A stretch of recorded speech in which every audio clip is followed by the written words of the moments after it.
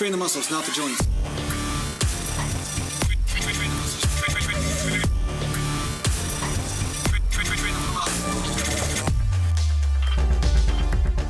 Welcome back to Natural Land Bodybuilding. Mountain. And today I'm going to talk to you a little bit about the sweet spot. Yeah, I'm feeling this. Yeah, I'm feeling this. This is feeling pretty good.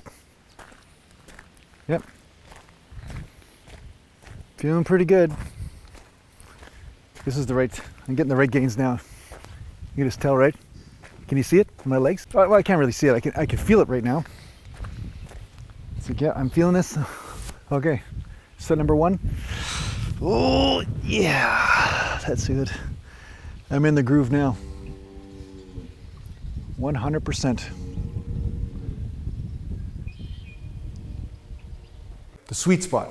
And basically what I mean by this is that a lot of times you're going to experiment with different rep ranges. You're going to be doing heavy weights sometimes you're going to be doing lighter weight. Maybe you're mixing it up in one workout or mixing it up over several workouts, which is what I usually recommend. If you're going to mix up the rep ranges, I find that concentrating on one rep range for, say, a 1 compound lift in a workout is great. And then the next time you hit that compound, then you switch up the reps.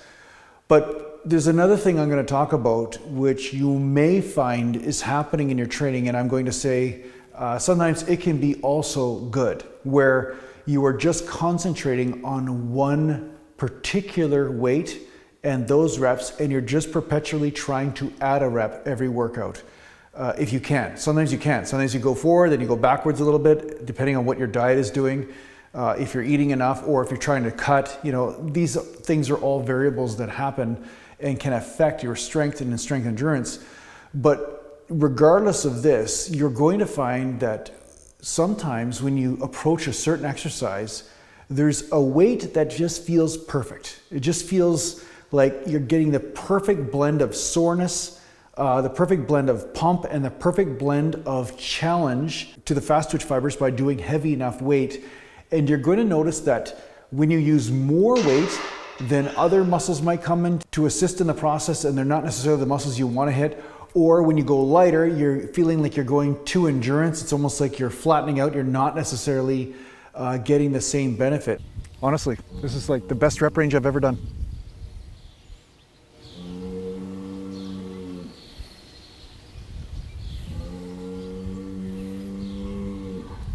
What I've found is there are times in my training career where I would stick with one weight for a particular exercise and just rep out with that weight. And every time I hit the gym, I would hit that weight for that exercise and challenge myself to beat the reps that I had before.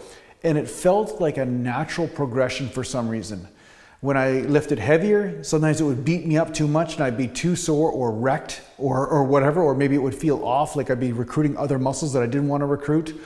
Or when I went lighter, it just felt like I was doing more of an endurance workout. I wasn't necessarily getting more pumpy and lumpy from it. I felt like my muscles were still flat.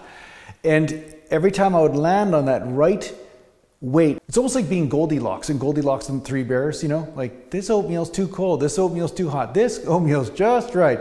Sometimes it's like that with rep ranges. And I noticed like lately, I've been doing 295 on the bench quite a bit, and then I go back to 255 or whatever, but I find 275 for some reason right now feels perfect. I feel like when I'm going and doing bench presses with 275, not only can I do a little bit more extended range of motion without any shoulder issue or whatever, I find that it just seems to get me more pumpy and lumpy the next day. I don't know why. I'm pumping up from it for some reason. Right now, that seems to be the sweet spot, and I'm getting around, anywhere from 12 reps to 15 reps. I did 16 or 17 as my record when I was a little bit fatter, right? But now that I'm cutting up a little bit, I've noticed that my bench press has come down, which is pretty normal for bench pressing. When you start losing any sort of body fat, you're gonna notice that your bench may come down a little bit. But yeah, it seems to be the sweet spot right now for me with bench presses. Now, you may find this with different exercises, and it doesn't necessarily meet your expectation, because you might be the 5 rep guy, or you might be the 7 rep guy or 8 rep guy, or you do everything 8 to 12 reps and that's the way you do it. But then you're going to find one exercise is like 8 to 12 reps is just not the right thing, and you need to do 20 reps or 25 reps or 5 reps, like whatever. So I'm going to say that it is a worthwhile technique sometimes to stick with a certain weight for a period of time and just challenge yourself to go up in reps. Now, the only caveat on this is that if you're doing a higher frequency training program, if you're doing too heavy of a weight, it's going to be very difficult for you to recover in time to hit that weight again. So if you're doing like 4 rep sets and then 2 days later you're doing that same exercise again with 4 rep sets, that's going to be way too much weight. There's going to be, you know, a stronger possibility of an injury from that. So I'd recommend if you're doing a 2-day split program like the ones I have on my website, I'd recommend staying definitely in the 8 reps and above range if you're going to be hitting the same exercise, the same weight, and every 2 days hitting it, right? So that's just my disclaimer on that. But otherwise, yeah, you know, feel free to experiment and find out which weight feels perfect for you, where you feel like you get the most muscular benefit. You feel the most pumpy and lumpy from it the next day or the couple days later. And at the same time, you also notice that you are progressing ever so slightly. Because it's almost like if you do something too much, then you go backwards. But if you do it just right, you start to progress. I feel like there is a certain amount of that happens also with your weight training.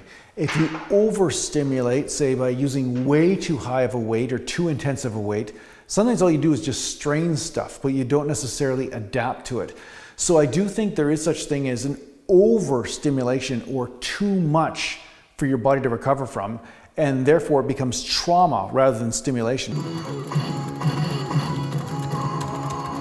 Oh man.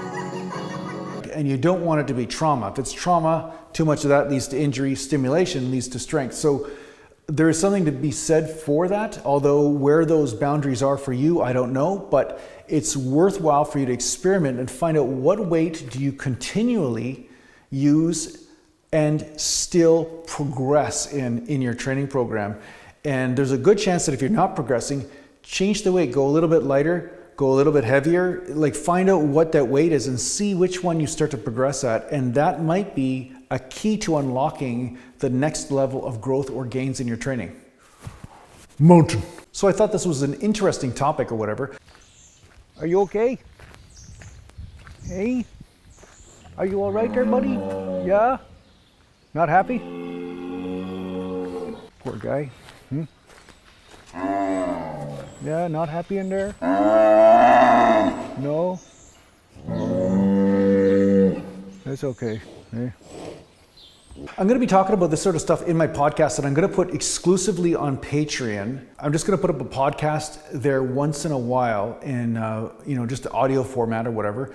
And yeah, just talk about some of these subjects and stuff like that. And I do have also my Rumble channel where I do have a vlog type format with my workouts and stuff like that. So make sure you check that out. And if you have not signed up for my newsletter, click in the description. There is a newsletter for Natural Gland Bodybuilding. Just click on there so that way we can stay in touch no matter what YouTube decides to do with my channel. Mountain.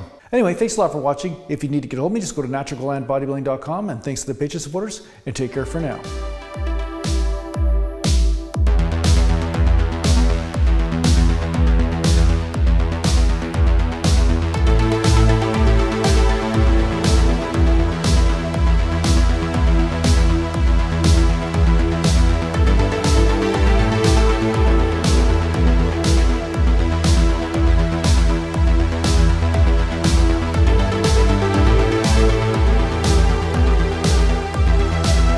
Natural Gland.